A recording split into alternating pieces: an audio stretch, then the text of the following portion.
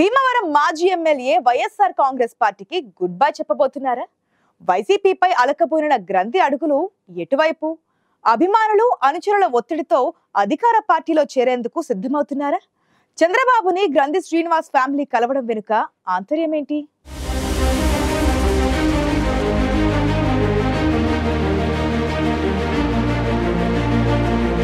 పశ్చిమ గోదావరి జిల్లా కేంద్రమైన భీమవరం మాజీ ఎమ్మెల్యే గ్రంథి శ్రీనివాస్ వైఎస్ఆర్ కాంగ్రెస్ పార్టీకి గుడ్ బై చెప్పబోతున్నట్లు ప్రచారం ఊపందుకుంది. 2004లో కాంగ్రెస్ నుంచి గెలిచిన గ్రంథి 2019లో వైసీపీ నుంచి రెండోసారి ఎమ్మెల్యేగా గెలిచారు. 2019 ఎన్నికల్లో జనసేన అధినేత పవన్ కళ్యాణ్ని ఓడించి సంచలనం సృష్టించారు గ్రంథి శ్రీనివాస్. అయినా ఆయనకు పార్టీలో సరైన గౌరవం దక్కలేదన్న అసంతృప్తి అనుచరుల్లో ఉంది. వైఎస్ జగన్ కేబినెట్లో చోటు దక్కుతుందనుకుంటే నిరాశ ఎదురైంది. దీంతో అప్పట్నుంచే గ్రంథి శ్రీనివాస్తో పాటు ఆయన అనుచర గణం పార్టీపై అసహనంతో ఉండిపోయారట.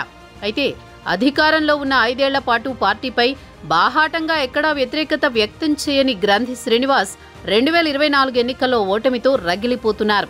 వైసీపీ నాయకులే తన ఓటమికి కారణమంటూ ఆయన వైసీపీ అధిష్టానంపై కూడా అసహనంగా ఉన్నట్లు ప్రచారం జరుగుతోంది.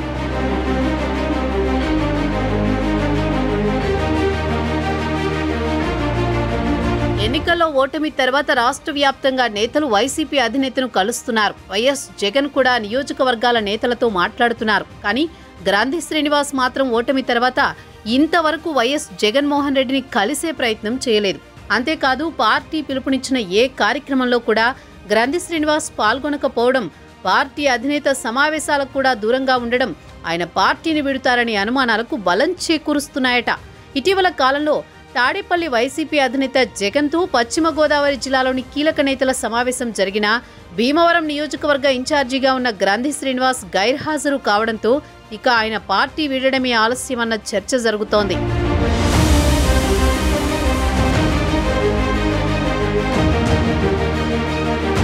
పశ్చిమ గోదావరి జిల్లా వైసీపీ అధ్యక్ష బాధ్యతల నుంచి మాజీ మంత్రి చెరుకువాడ రంగనాథరాజును తప్పించి నరసాపురం మాజీ ఎమ్మెల్యే ముదునూరి ప్రసాదరాజుకు ఇవ్వడంపై కూడా గ్రంథి శ్రీనివాస్ వర్గం తీవ్ర అసంతృప్తిగా ఉన్నట్టు ప్రచారం జరుగుతోంది.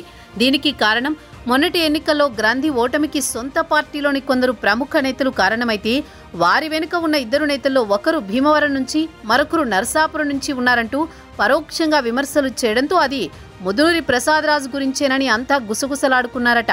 ఇలాంటి తరుణంలో పార్టీకి వ్యతిరేకంగా పనిచేసిన వారికి జిల్లా అధ్యక్ష బాధ్యతలు ఎలా ఇస్తారంటూ ఇప్పుడు గ్రంథి వర్గం చిరుబుర్రులాడుతోందట. అందుకే ఇలాంటి పార్టీలో ఉండొద్దంటూ గ్రంథిపై ఒత్తిడి తెస్తున్నారట ఆయన అనుచరులు. పశ్చిమ గోదావరి జిల్లా కేంద్రంగా భీమవరానికి హోదా దక్కేందుకు మంత్రి పదవిని కూడా వద్దనుకున్న గ్రంథి శ్రీనివాస్ని వైసీపీ అధిష్టానం ఎందుకు గుర్తించడం లేదన్న ప్రశ్న కూడా ఆయన్ని సమర్థించే వారి నుంచి బలంగా వినిపిస్తోందట.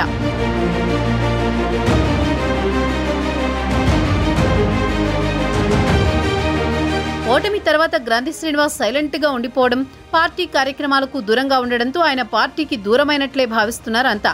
అయితే వైసీపీకి రాజీనామా చేశాక గ్రంథి ఏ పార్టీలో చేరతారనే ప్రశ్నలు జిల్లా రాజకీయాల్లో ఉత్కంఠగా మారాయట. గ్రంథి శ్రీనివాస్ టీడీపీలోకి వెళితేనే బాగుంటుందని ఆయన అభిమానులు ఒత్తిడి తెస్తున్నారని, దీనికి కారణం భీమవరంలో ఆ పార్టీకి ఆ స్థాయి సరైన నాయకుడు లేరనే ప్రచారం కూడా జరుగుతోంది. జనసేన పార్టీకి నేతలు ఎక్కువగానే ఉండడం, జనసేన కార్యకర్తలతో గ్రంథి శ్రీనివాస్ వర్గానికి కొన్ని విభేదాలుండడంతో టీడీపీలో అయితేనే గ్రంథి లాంటి నేతలకు తగిన గుర్తింపు లభిస్తుందని భావిస్తున్నారట ఆయన అనుచరులు. అందుకే గ్రంథి శ్రీనివాస్ త్వరలో తెలుగుదేశం పార్టీలో చేరబోతున్నారని ప్రచారం ఊపందుకుంది.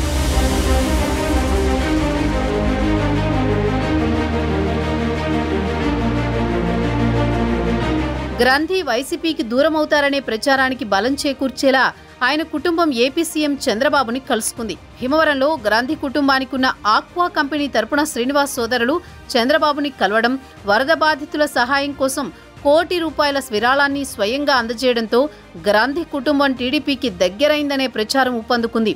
త్వరలోనే గ్రంథి శ్రీనివాస్ టీడీపీలోకి వెళ్లిపోతారని అంతా భావిస్తున్నారు. టీడీపీలో పార్టీ జిల్లా మాజీ అధ్యక్షురాలు తోట సీతారామలక్ష్మి భీమవరానికి చెందినవారే.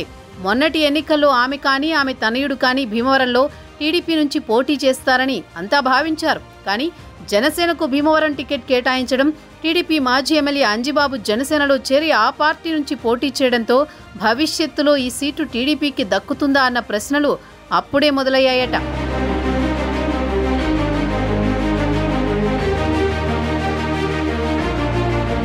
ప్రస్తుతం జనసేన ఎమ్మెల్యే ప్రాతినిధ్యం వహిస్తుండటంతో కూటమి ఉన్నంతకాలం భీమవరం సీటు తమదేనన్న ధీమా జన సైనికుల్లో కనిపిస్తోంది. మరి గ్రంథి శ్రీనివాస్ తెలుగుదేశం పార్టీలో చేరితే కూటమిలో ఉండగా ఆ సీటు ఆయనకు దక్కుతుందా అన్న చర్చ కూడా అప్పుడే మొదలైంది. ఒకవేళ వచ్చే ఎన్నికల్లో కూటమి లేకుండా ఒంటరిగా వెళితే గ్రంథి శ్రీనివాస్ కి ఖచ్చితంగా సీటు దక్కుతుందా?